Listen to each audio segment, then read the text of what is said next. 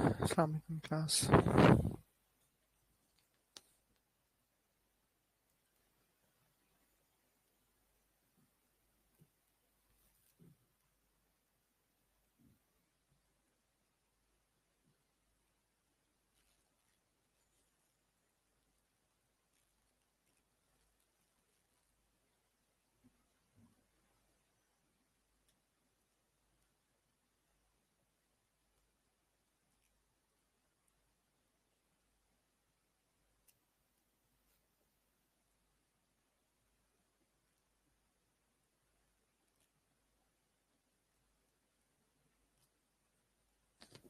वालेकुम।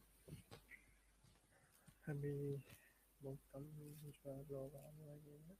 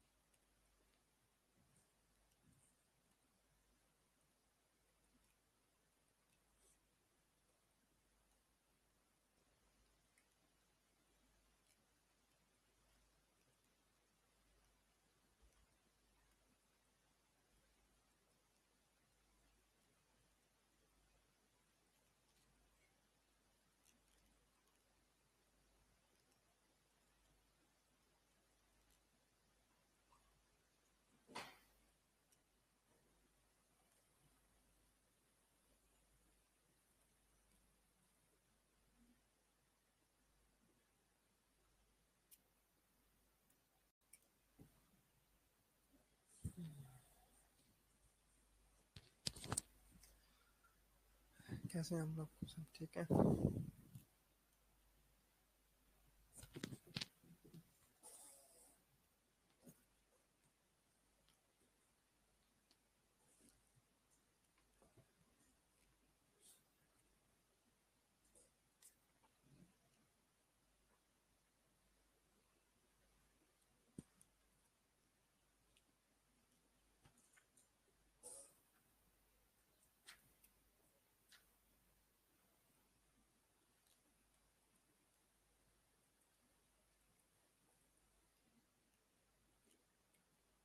मेरी आवाज़ आ रही है सबको?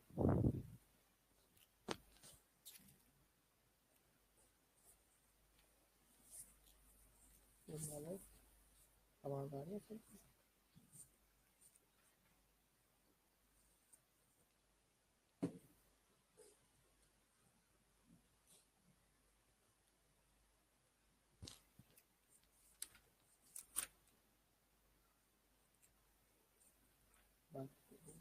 दिक्कत आए नहीं।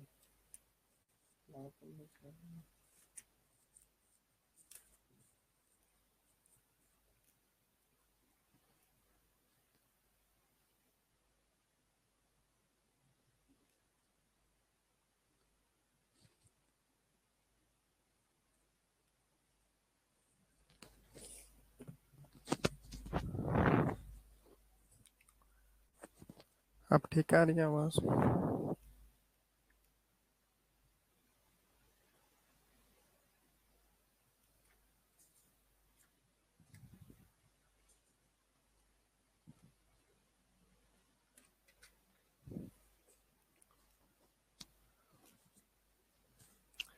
अच्छा, एक जो है हमने बेसिकली तो मोस्टली चीज़ें कल हमने डन कर ली थी।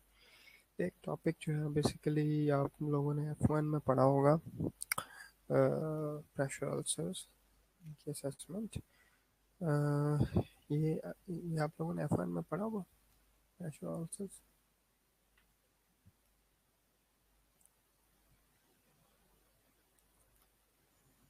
आप लोगों ने ये फर्स्ट ईयर में ये प्रेशर अल्सर्स पढ़ा होगा?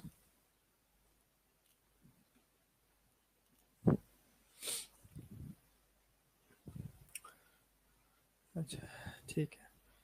तो एक्चुअली ये जो है ना, ये चांसेस है कि ये क्वेश्चन जो है प्रेशर अल्सर ऐसा हेल्थ असेसमेंट में भी आ सकता है। ठीक है, तो क्योंकि स्टेजेस ऑफ प्रेशर अल्सर, तो इसलिए हमें जो है ना इसको इसको भी साथ रिव्यू करना पड़ेगा।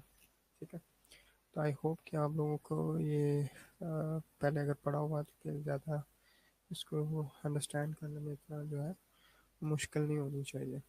ठीक है, तो क्योंकि इट्स ये भी जो है इंटेग्यूमेंट्री सिस्टम का पार्ट है, तो इसमें ये क्वेश्चन हेल्थ असेसमेंट में ये आ सकता है। ठीक है, ठीक, इसको स्टार्ट करें। अभी कम लोग लॉग इन हुए हैं।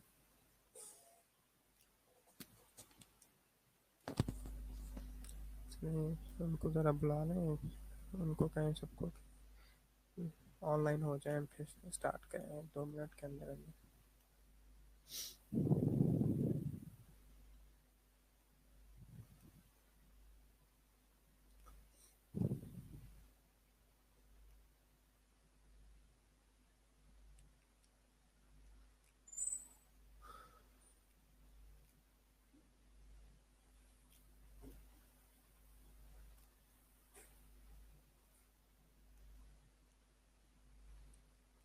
तो 2 मिनट के अंदर बाकी भी जो लॉग इन हो जाए।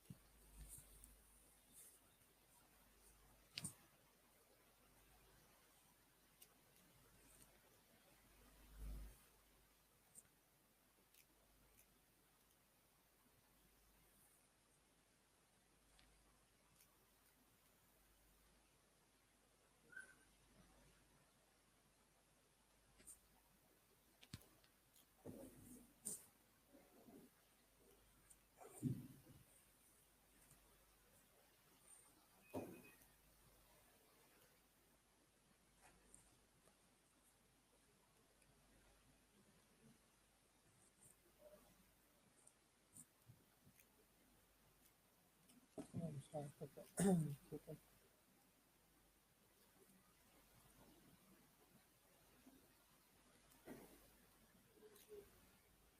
ठीक है, तो प्रेशर अल्सर बेसिकली क्या है? प्रेशर अल्सर जो है बॉडी के जो बेसिकली कुछ ऐसे पार्ट्स हैं जहाँ पे बोनी प्रोमिनेंसेस होते हैं। ठीक है, मेरी आवाज़ नहीं आ रही आप लोगों को?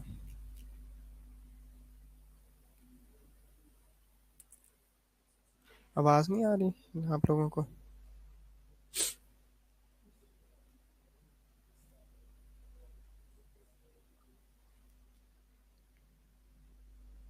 आप लोगों को ठीक है आ रही है? चलें, अब अपना माइक अपना हेडफोन ज़रा उसको फिक्स करके देख लें।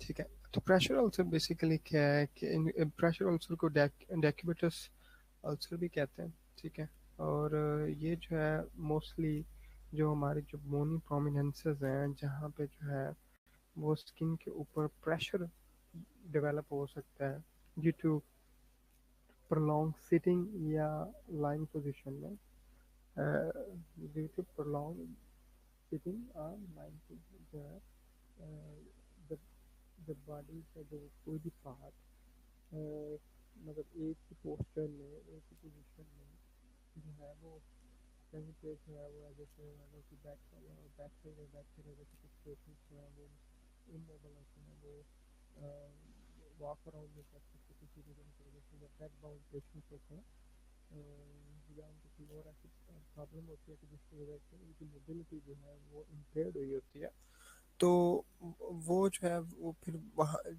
अगर वो सिटिंग पोजीशन में है या लाइंग पोजीशन में है, तो जो एरियाज जहाँ पे जो है वो बोनी प्रोमिनेंसेस हैं, बोन जहाँ पे ऐसे जो है उभरी हुई है, एक तरह प्रोमिनेंट है बोन का ऐसा कोई ऐसा पार्ट, और वहाँ पे जो स्किन है उस पे प्रेशर अल्सर के जो चांसेस हैं वो बढ़ जाते हैं। ठीक है, तो यूजुअली जो है इसकी जो जो कॉमन जो साइट्स हैं बेसिकली, जहाँ जहाँ पे प्रेशर अल्सर डेवलप हो सकता है, एक तो सैक्रम, जो सैक्रल रीजन है, अगर पेशेंट लाइंग पोजीशन में और continuously most of the time जो है वो स्पाइन पोजीशन में ऐसे लेटा हुआ है, ठीक है, तो उसका जो सैक्रल एरिया है वहाँ पे प्रेशर अल्सर के जो है वो चांसेस ज़्यादा हो जाते हैं। इसी तरह पेशेंट लाइंग पोजीशन में ही है तो हील पे जो है जो बोन होती है कैल्केनियस बोन, वो भी एक उसकी भी बोनी प्रोमिनेंस होती है, वहाँ पे भी वो जो वो वाला एरिया है हील वाला, वहाँ पे भी जो है वो प्रेशर अल्सर डेवलप होने के चांसेस जो है वो बढ़ जाते हैं। इसी तरह जो इसकी इसकी ट्यूबरोसिटीज जो है बेसिकली ये जो बिलो द सैक्रल रीजन जो है वो जो बेसिकली बटक्स होती हैं, बटक्स वाला रीजन, वहाँ पे जो इस्कियम जो बोन होती है उसकी भी जो है वो ऐसे प्रोमिनेंसेस या ट्यूबरोसिटीज जो है वो उभरी हुई होती हैं, और वहाँ पे भी जब वो पेशेंट लाइंग पोजीशन में होता है तो वहाँ पे स्किन के ऊपर जो है वो प्रेशर डेवलप होने के जो चांसेस हैं वो बढ़ जाते हैं। ठीक है, इसी तरह ग्रेटर ट्रोकेंटर, ये बेसिकली फीमर का पार्ट होता है, फीमर का पार्ट है, पोर्शन है फीमर का, जिसको हम ग्रेटर ट्रोकेंटर कहते हैं। तो जब पेशेंट साइड लाइन पोजिशन में होता है, तो साइड लाइन पोजिशन पर लॉन्ग साइड लाइन पोजिशन में वहाँ पर भी जो है वो प्रेशर से डेवलप होने के चांसेस जो है वो बढ़ जाते हैं। ठीक है, अब इसके लिए बेसिकली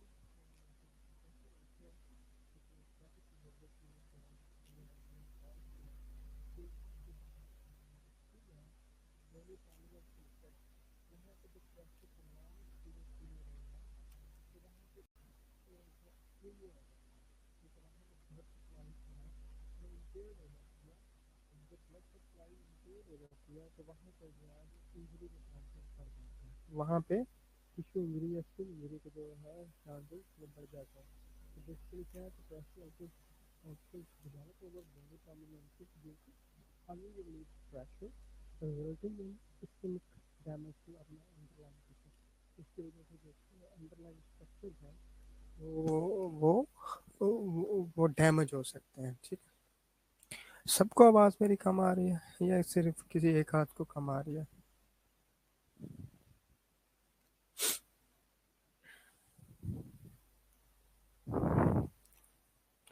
आवाज़ मेरी सबको कम आ रही है?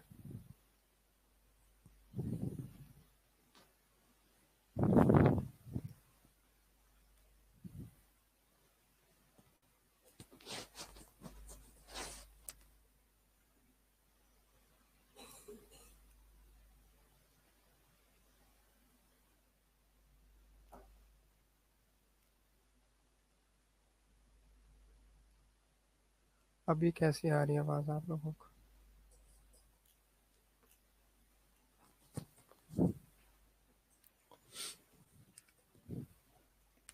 अभी कैसी है?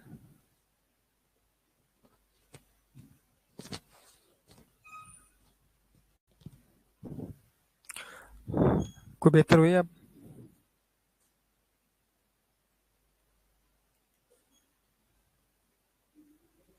ठीक है, तो ये जो है इसकी बेसिकली प्रेशर अल्सर की ये कॉज है कि जिसमें किसी भी जो बॉडी का ऐसा पार्ट जो जहाँ पे बोनी प्रोमिनेंस हो, ठीक है, और वहाँ पे जो प्रेशर डेवलप रहे for prolong period of time, तो वहाँ पे जो है वो इस्कीमिया डेवलप होता है, जिसकी वजह से जो अंडरलाइंग जो टिश्यूज हैं जिसमें स्किन है, स्किन और स्किन के जो है वो बेसिकली नीचे जो स्ट्रक्चर्स हैं वो डैमेज होने के चांसेस जो है वो बढ़ जाते हैं। ठीक है, अब इसके रिस्क फैक्टर्स कौन कौन से हैं, कौन कौन सी जो फैक्टर्स हैं वो इसको कॉज कर सकते हैं या उनमें चांसेस जो है वो बढ़ जाते हैं। सबसे पहली जो मोस्ट इम्पोर्टेंट और बड़ी ही सिग्निफिकेंट जो कॉज है प्रेशर अल्सर की वो है डिक्रीज्ड मोबिलिटी। कि अगर किसी भी पेशेंट जो कोई भी पेशेंट ऐसा हो जो जिसकी जो मूवमेंट है वो रिस्ट्रिक्टेड हो, वो मोबाइल ना हो, वो मूव अराउंड ना कर सकता हो, तो उसमें जो है वो बेसिकली प्रेशर अल्सर के जो है वो चांसेस बहुत ज़्यादा होते हैं। ठीक है, डिक्रीज मोबिलिटी की वजह से। अब डिक्रीज मोबिलिटी की मल्टीपल कॉजेज हो सकती हैं। किसी को कोई फ्रैक्चर हुआ है, किसी को कोई और इंजरी हुई है, कोई ब्रेन इंजरी है, पेशेंट अनकॉन्शियस है, पेशेंट पेशेंट जो है किसी को सीवीए हुआ है, ठीक है, स्ट्रोक हुआ है। तो किसी भी वे पे जो किसी भी रीज़न से पेशेंट की जो मोबिलिटी है वो डिक्रीज्ड है और पेशेंट या तो लेटा रहता है या बैठा रहता है किसी एक पोजीशन में for a prolong period of time, तो वहाँ पे जिस एरिया पे प्रेशर डेवलप होता है वहाँ की जो ब्लड वेसल्स हैं वो बेसिकली ऐसे कंप्रेस हो जाती हैं वहाँ पे प्रेशर की वजह से। तो वहाँ पे जो सप्लाई है, ब्लड सप्लाई, वो कम हो जाती है। तो ब्लड सप्लाई कम होने की वजह से जो है टिश्यू इस्कीमिया होता है और जो है जिसकी वजह से जो है वो नेक्रोसिस हो सकती है या जो है वो जो अंडरलाइंग स्ट्रक्चर्स हैं वो डैमेज हो सकते हैं। ठीक है, तो पहली रीज़न है डिक्रीज्ड मोबिलिटी। सेकंड जो रीज़न है वो है डिक्रीज्ड सेंसेशन। डिक्रीज सेंसेशन में क्या होता है कि फॉर एग्जांपल कोई भी ऐसा पेशेंट है जिसको न्यूरोपैथी हुई है, उसकी सेंसेशन इम्पेयर्ड है न्यूरोपैथी की वजह से। तो वहाँ पे उसको अगर वो कोई जैसे नॉर्मली तो जो पेशेंट जिनकी सेंसेशन नॉर्मल है तो कहीं पे भी जैसे फॉर एग्जांपल अगर पेशेंट को बैठा हुआ है पर लॉन्ग पीरियड ऑफ टाइम के लिए तो वहाँ पे उसको फील हो जाएगा कि अब इस एरिया में जो है वो नमनेस हो रही है, उसकी जो है सेंसेशन नहीं है। तो वो अपनी पोजीशन चेंज करेगा, अपने आप को मूव अराउंड करेगा। अगर उसकी सेंसेशन इम्पेयर्ड है लेकिन उसकी अगर मोबिलिटी नॉर्मल है, सेंसेशन इम्पेयर्ड है, तो उसको फील ही नहीं होगा कि यहाँ पे जो है वो नमनेस हुई हुई है। तो जिसकी वजह से जो है डिक्रीज सेंसेशन की वजह से भी वहाँ पे वो उसको उसको सेंसेशन नहीं होगी। तो वो बैठा रहने से या लेटा रहने से जो है वो चांसेस जो है वो प्रेशर अल्सर के इंक्रीज हो जाएंगे। ठीक है, और डिक्रीज सेंसेशन क्यों हो सकती है कि न्यूरोपैथी की वजह से, ब्रेन डैमेज की वजह से, स्पाइनल कॉर्ड डैमेज की वजह से, या कोई पेरिफेरल नर्व डिजीज है, उसकी उस कंडीशन में जो है वो डिक्रीज सेंसेशन हो सकती है। ठीक है, तो ये जान है, ये जो है वो टू जो काजेज है वो प्रेशर अल्सर की या रिस्क फैक्टर्स हैं प्रेशर अल्सर के डेवलप होने के। ठीक, थर्ड जो है वो है डिक्रीज ब्लड फ्लो। अगर किसी भी एरिया में जो है वो ब्लड सप्लाई इम्पेयर्ड है, ठीक है, जो वेसल्स हैं, ब्लड वेसल्स, उनमें कोई एथरोस्क्लेरोसिस है, कहीं पे कोई जो है वो जो सब ब्लड ब्लड फ्लो जो है वो नॉर्मल नहीं है। ठीक है, और इसमें मोस्टली एथरोस्क्लेरोसिस है या वेन्स या जो आर्टरीज हैं वो डैमेज्ड हैं, जिसकी वजह से जो ब्लड फ्लो है वो नॉर्मल नहीं है। तो जब किसी एरिया में ब्लड फ्लो जो है वो ऑप्टिमम नहीं है, नॉर्मल नहीं है, तो वहाँ पे उस एरिया की जो ब्लड सप्लाई है ऑब्वियसली क्या है, इम्पेयर्ड है। तो जब ब्लड सप्लाई प्रॉपर नहीं है तो वहाँ पे जो है इस्कीमिया के चांसेस बहुत ज़्यादा हो जाएंगे and that would lead to the development of pressure ulcer. तो decrease mobility, decrease sensation, decreased blood flow, ये जो है थ्री काजेज हैं for the development of pressure ulcer. Fourth जो कॉज है वो है फीकल या यूरिनरी इनकॉन्टिनेंस।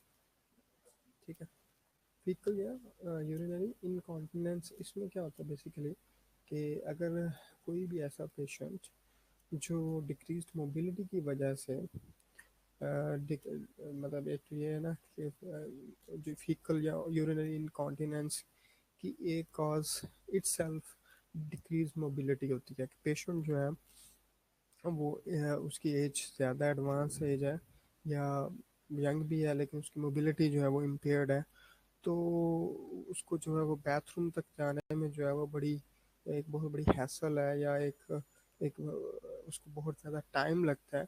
तो बेसिकली फिर with the passage of time उसके जो बेसिकली जो मसल्स हैं जो ब्लैडर कंट्रोल है वो उसका इम्पेयर्ड हो जाता है, जिसकी वजह से वो यूरिन को जो है वो कंट्रोल नहीं कर पाता to make it to the bathroom.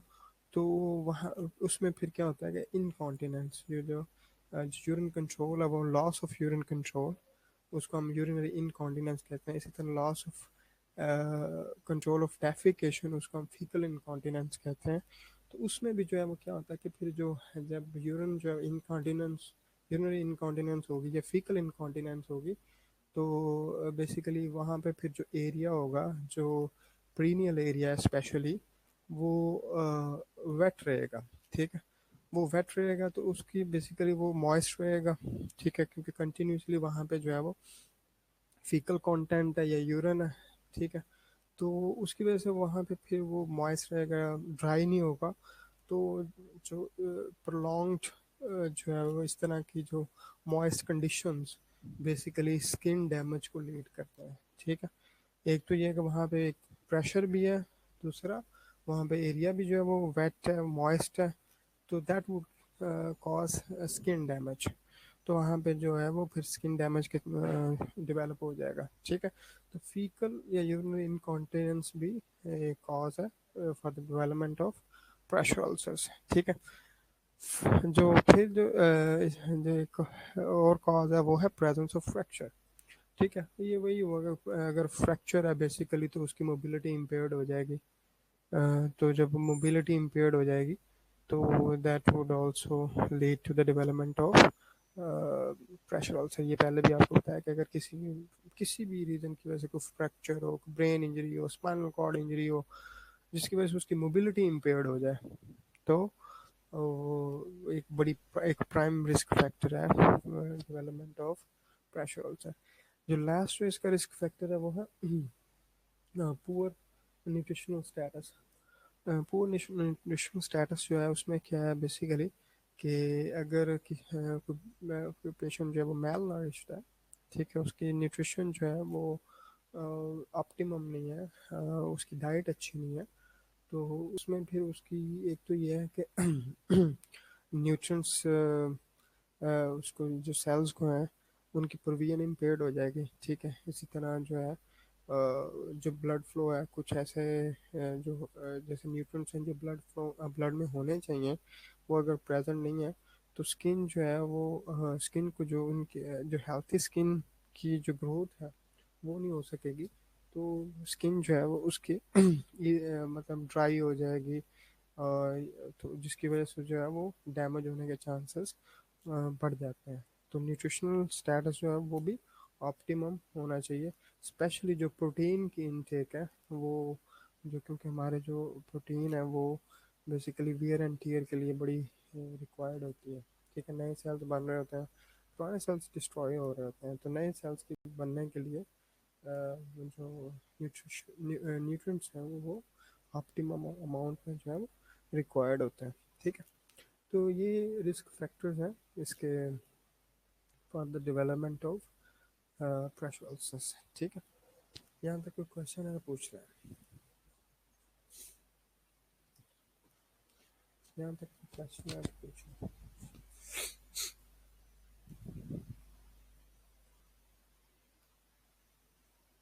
Question है?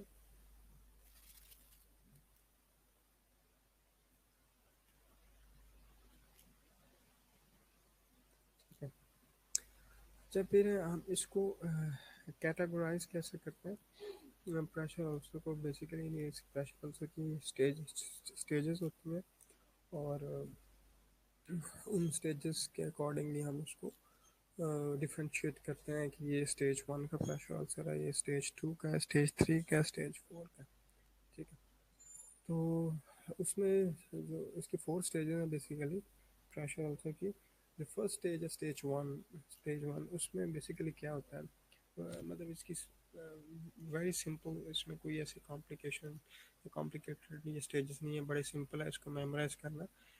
कि स्टेज 1 में स्किन डैमेज, जैसे स्किन की ब्रेक डाउन नहीं होती।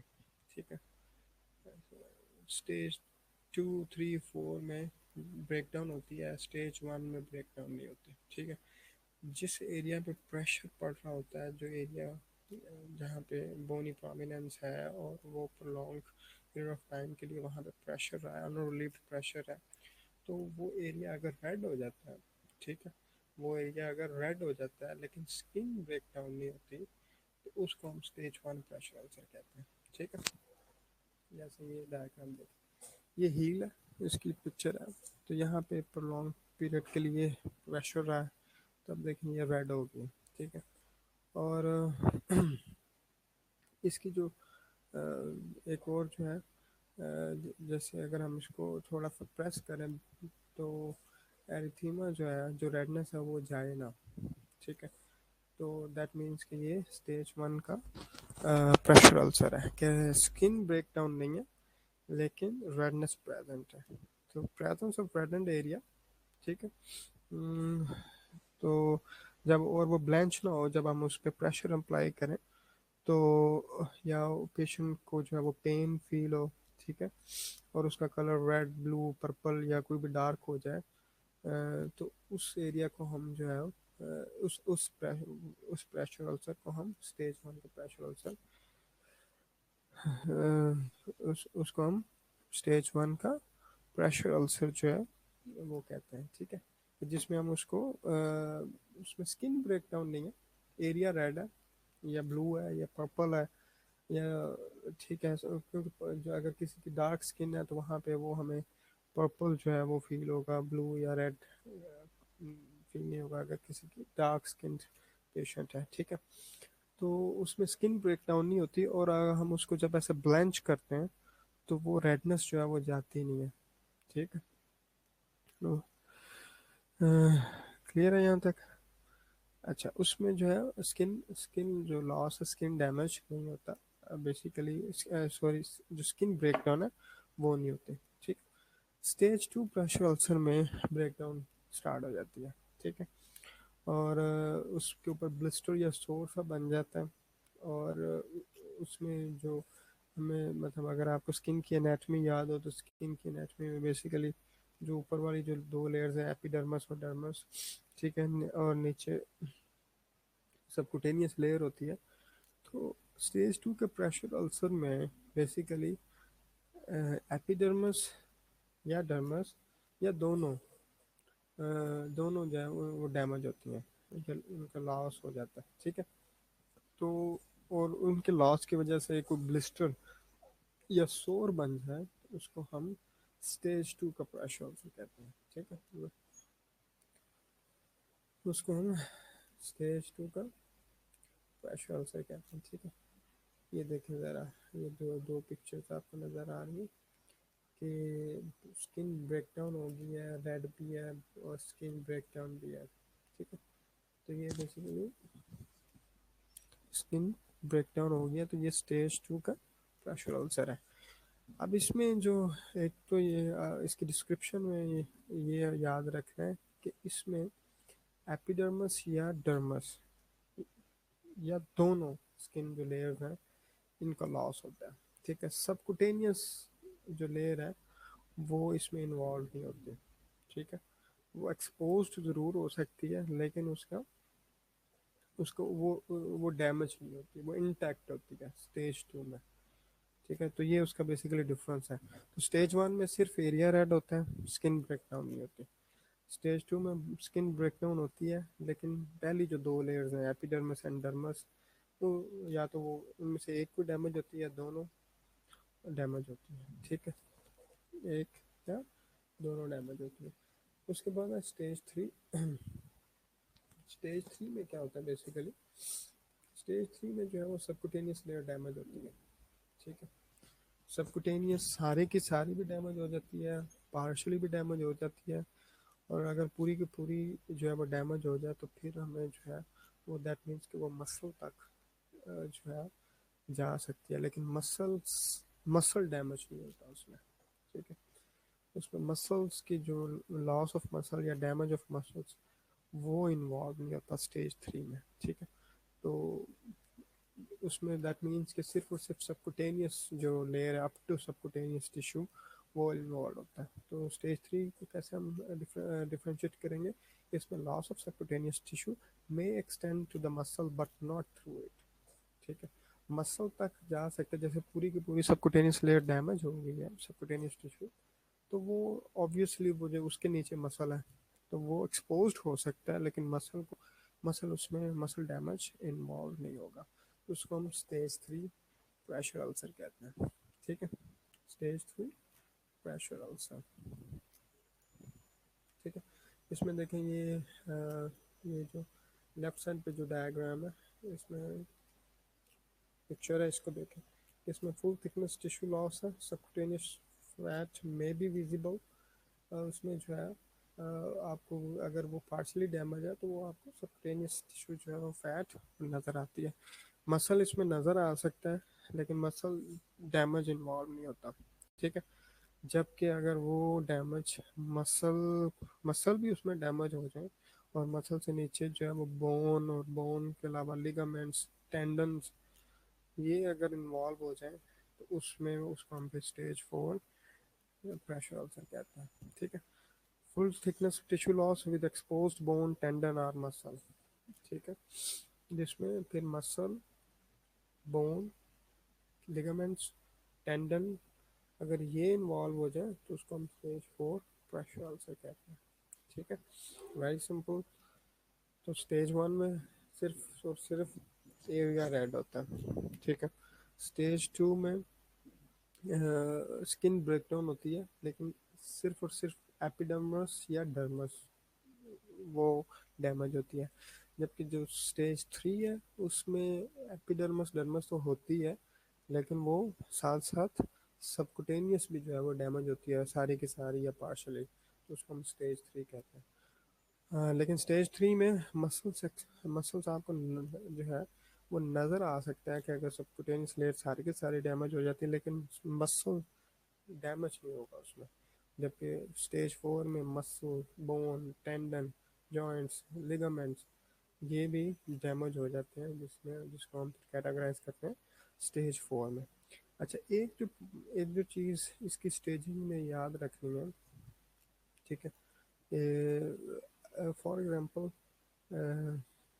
इसमें कुछ ना कुछ थोड़ी सी कंफ्यूजन ये होती है कि अगर कहीं पे जो अगर जैसे एक एक पेशेंट है, उसको प्रेशर अल्सर है, ठीक है, और वहाँ पे जो टिश्यू डैमेज है वो बहुत ज़्यादा हुआ और वो नेक्रोसिस होगी, यानी कि टिश्यू डेथ होगी, वो टिश्यू जो है वो बिल्कुल ऐसे नेक्रोस्ड है।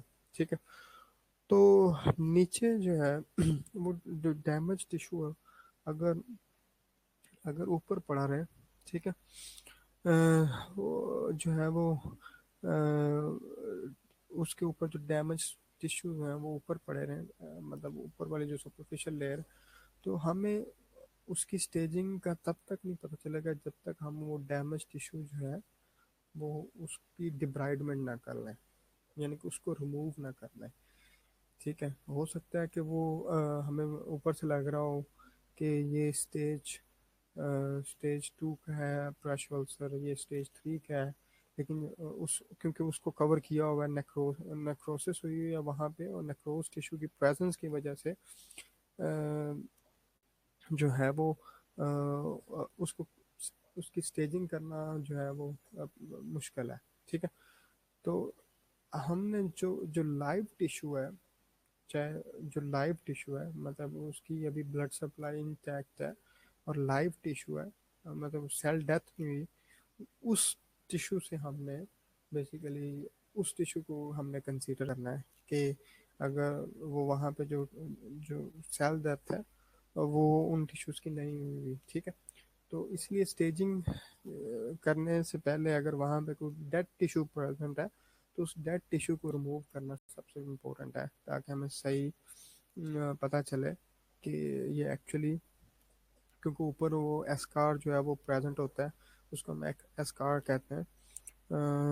तो वो जो है अगर प्रेजेंट है तो उसको पहले डिब्राइड किया जाए, फिर हम उसकी स्टेजिंग कर सकते हैं। एक तो ये पूछ सकते हैं आपसे एग्जामिनर जो है वो स्पेशली वाइवा में, कि अगर कोई वहाँ पे जो प्रेशर अल्सर है उसके ऊपर डेड टिश्यू प्रेजेंट है तो वो कौन कैसे हम उसको स्टेजिंग करेंगे। तो उसके लिए ज़रूरी है कि वो पहले that has to be debrided first and then we can obviously categorise pressure ulcer, क्योंकि वो उसको फिर बेसिकली क्या हाइड कर लेता है नीचे वाले स्ट्रक्चर्स जो हो सकता है कि वो उसकी डेप्थ बहुत ज़्यादा हो, तो उसकी डेप्थ वहीं से शुरू होगी जहाँ पे लाइव टिश्यू है।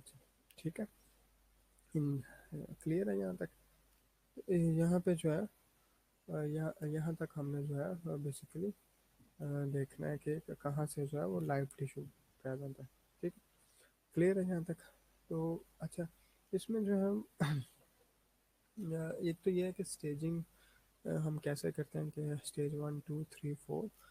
दूसरा उसमें एक तो ये है कि ये तो एक प्रेशर अल्सर है नॉर्मल, अगर वहाँ पे इन्फेक्शन हो तो उसका हमें कैसे पता चलेगा कि यहाँ पे जो प्रेशर अल्सर है ये इन्फेक्टेड हो गया।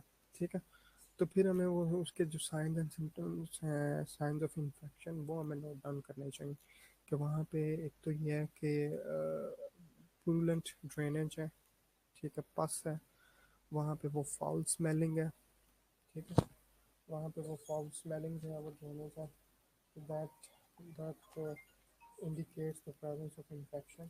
ठीक है, एक तो ये है कि जो भी साइंस होते हैं ना, science and symptoms of infection, patient को फीवर है, ठीक है, या पेशेंट का जो है ठीक है, पेशेंट को फीवर है, चिल्स है, पेन है बहुत ज़्यादा, और अगर जो है वो जो प्रेशर अल्सर है वो बोन तक एडवांस कर गया, तो दैट माइट कॉज ऑस्टियोमाइलाइटिस, जिसको हम जो उसकी बोन की जो इन्फेक्शन है, बेसिकली बोन इन्फेक्शन, उसको हम ऑस्टियोमाइलाइटिस कहते हैं। ठीक है, तो इन ये जो चीज़ें हैं हमें we have to perform these things while assessing the pressure ulcers।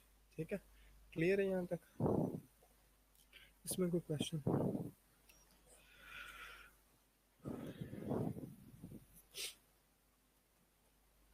इसमें कोई क्वेश्चन है तो पूछ लें।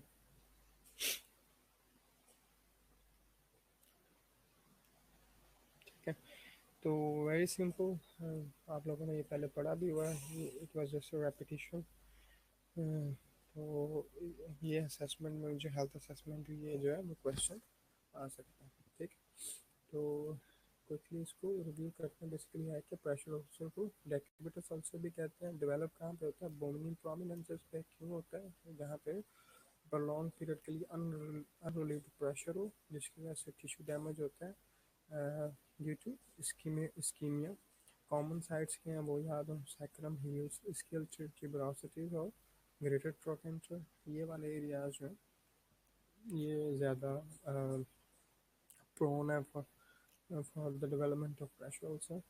और फिर जब हम प्रेशर अल्सर की स्टेजिंग कर लेते हैं तो फिर हम उसके साइन एंड सिम्टम इन्फेक्शन के वो भी नोट डाउन कर लें अगर प्रेजेंस है इन्फेक्शन की। रिस्क फैक्टर्स कौन से हैं? डिक्रीज मोबिलिटी है, डिक्रीज सेंसेशन है। अब डिक्रीज मोबिलिटी की जब हम बात करें तो उसमें आप लोगों ने ये भी अगर क्वेश्चन आया था, what are the risk factors for the development of pressure ulcer, तो उसमें फिर डिक्रीज मोबिलिटी में आप सी लिख सकते हैं, स्ट्रोक यानी कि फ्रैक्चर लिख सकते हैं,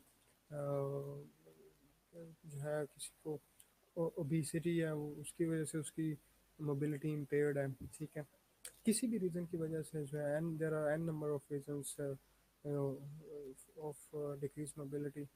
तो डिक्रीज सेंसेशन किसमें? न्यूरोपैथी है, नर्व डैमेज है, सीवीए में भी डिक्रीज सेंसेशन हो जाती है, स्पाइनल कॉर्ड की कोई इंजरी है तो वो भी पेशेंट को फील नहीं होता प्रेशर जो है जब प्रॉन्ग रहता है। मोबिलिटी उसकी में भी नॉर्मल भी हो, लेकिन डिक्रीज सेंसेशन इट सेल्फ एक कॉज रिस्क फैक्टर है प्रेशर अल्सर का। फिर डिक्रीज ब्लड फ्लो है, फिर फीकल और यूनरी इनकॉन्टिनेंस। उसकी वजह से क्या होता है कि बेसिकली वहाँ पे मॉइस्चर रहता है, वेट एरिया रहता है, पेरिनियल एरिया, वहाँ पे फिर प्रेशर अल्सर के चांसेस बढ़ जाते हैं क्योंकि स्किन फ्रेजाइल हो जाती है। ठीक है, फिर जो फ्रैक्चर है वो ऑलरेडी हमने डिस्कस कर लिया, और पुअर न्यूट्रिशनल स्टेटस भी that can cause pressure ulcer. ठीक है, फिर स्टेजिंग है। स्टेज 1 में एरिया रेड होता है, स्किन ब्रेक डाउन होती है। स्टेज 2 में डर्मस और एपिडर्मस और डर्मस या दोनों डैमेज हो सकते हैं। स्टेज 3 में एपिडर्मस डर्मस के बाद जो सबक्यूटेनियस टिश्यू है वो भी डैमेज हो जाता है।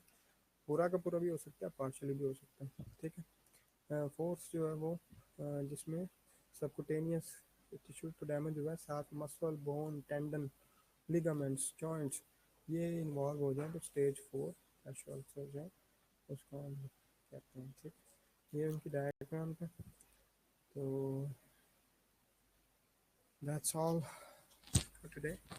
तो जहाँ तक जो है वो आप ये चीज़ आपने इसकी मैं आपको नोट्स ग्रुप में सेंड कर दूँगा, ठीक है।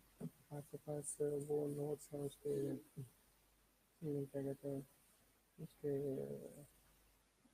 हेल्थ असेसमेंट के मैंने जो PDF में भेजे थे 7-8 पेजेस वो है।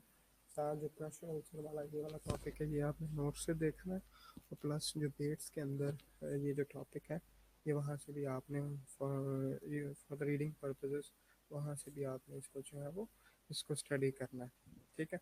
क्योंकि ये उन नोट्स में नहीं है जो मैंने दिए थे आपको। तो ये या इस ये वाली जो PPTs आपको दूंगा उसमें है, या साथ आपने पढ़ने के लिए डेट्स से जो है वो इसको स्टडी करना है, ठीक है। यहाँ तक क्वेश्चन है तो पूछो।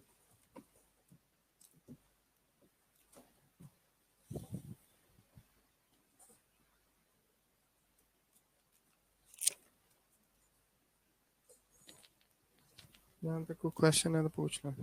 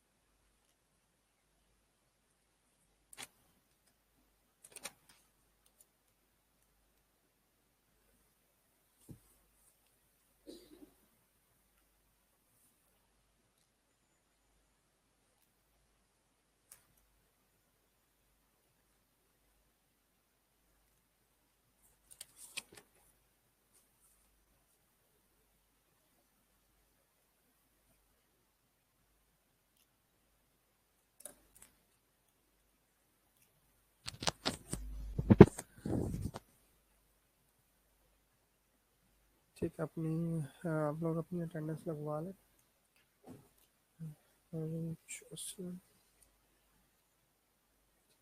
हमारा मान गया।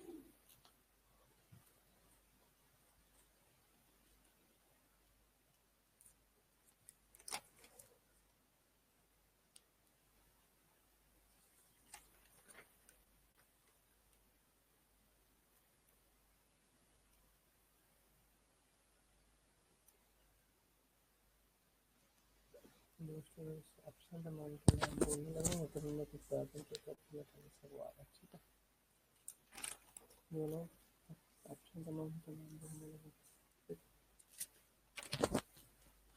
अनीला जावेद अक्सा लियाकत अरूज फवाद आयशा बीनिश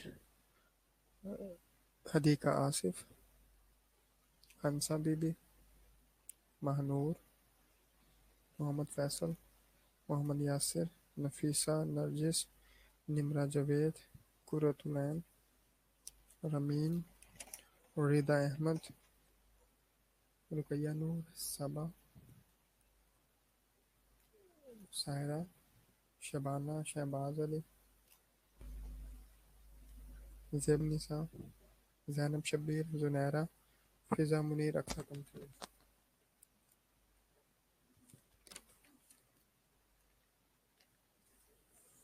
ठीक है नफीस साहब के टेनिस लग गई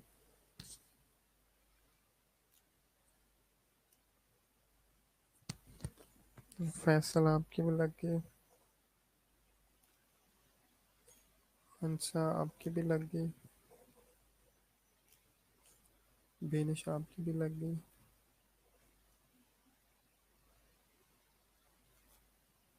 ठीक है नरजिस आपकी भी लग गई टेनिस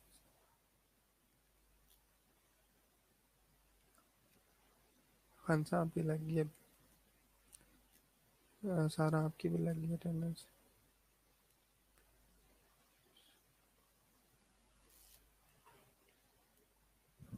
महम आपकी भी लग गई टेनिस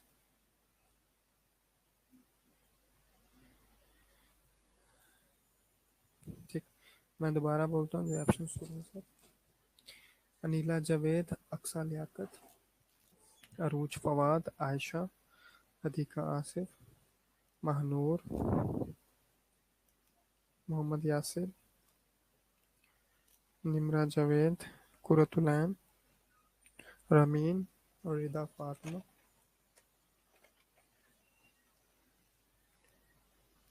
रुकैया नूर सबा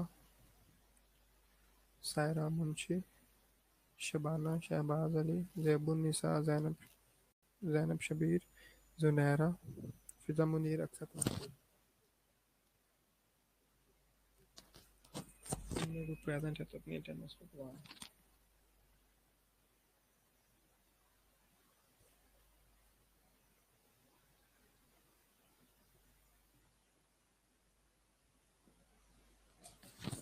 ध्यान में और कोई प्रेजेंट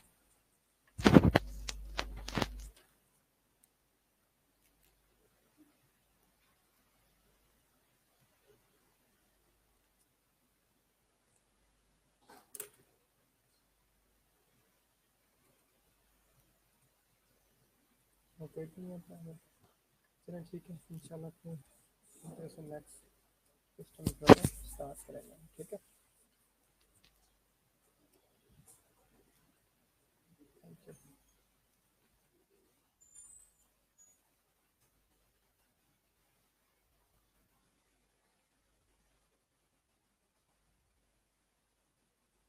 थैंक यू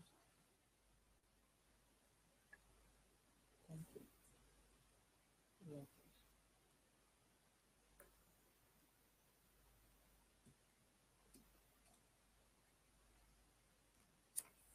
सायरा आप अभी लॉग इन हुई हो